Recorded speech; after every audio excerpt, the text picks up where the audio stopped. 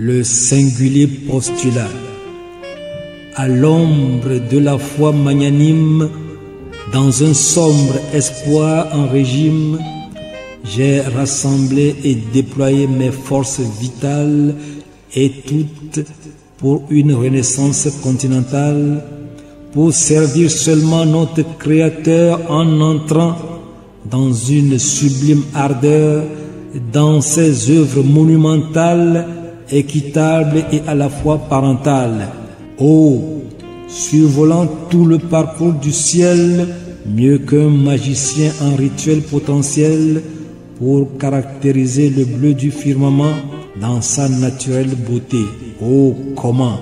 Oui, gloire au songe, disait un oiseau qui était malheureux auprès d'un ruisseau, ne sachant où émigrer, et qui, habitant dans son profond degré acquis, en tristesse inévitable, mais qui ne songeait plus désormais à une quelconque désespérance absolue pour sa parfaite décadence. Quand il s'usait dans ses incessantes, imaginaires, adorables, imposantes, encourageantes prières, comme si prévalues sont ces dignes espérances déjà résolues. Certes, le Créateur me récompensera par conviction.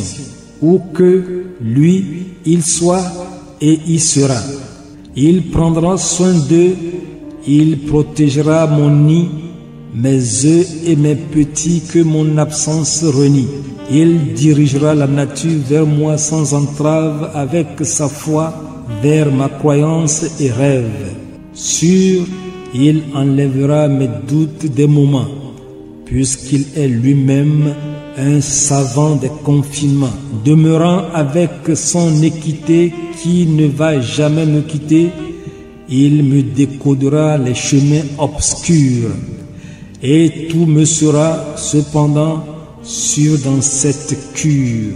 Quand il fait jour et que les étoiles ne sont plus dans des bleus voiles, ne sont plus permanemment visibles, ni fréquemment comptables et lisibles, entre des ténèbres à parapluie en images, et que moins sombres sont les nuages qui ne ressemblent plus aux nuits, rapprochant la tombée des pluies, et sous le beau sourire du soleil d'éveil, oh, où sobrement s'émerveille le temps et le calme de la nature, alors tout prône une autre structure.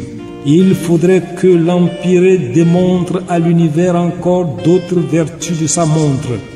Il faudrait que l'Empyrée pense, et dans son énergie qu'il dépense, ce sont là les verdeurs de ces vertus qui finalement m'ont vêtu. Oh, être né pour un lieu de raison à la lune, pour valoir les saisons de divine fortune. Oh, imaginant, estimant le songe à zéro d'un destin, voyant le mystère du héros, imaginant, croyant l'horizon au dessein de cette belle et sacrée saison, c'est moi, l'étoile, le parfum et le dessein. C'est moi, le croyant et le pèlerin saint. C'est l'être, l'esprit, ô label qu'il a anobli, et même s'il doit le sortir d'un profond oubli. Moi, ce label, comme un rappel à une imaginaire âme, l'être simple, vulgaire, d'un reste ordinaire, puis, alors, une étoile filante dans son temple propre, qui devant les yeux sobres, au point rien ne rompre. Oh, là où le ciel me demande, juste l'univers m'y recommande. Et tous, et ce que je laisse derrière moi, sûrs sont tous pour l'omnipotence des créatures qui appartiennent à l'idole, à ceux-ci comble, inégalable symbole, d'une indéniable sacrée identité, le sublime et le noble qu'est toi, ô équité.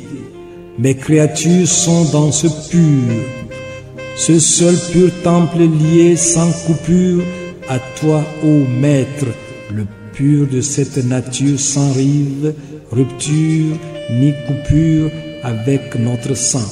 Déco Guémédji, Nuremberg, 24 11 10 20 22.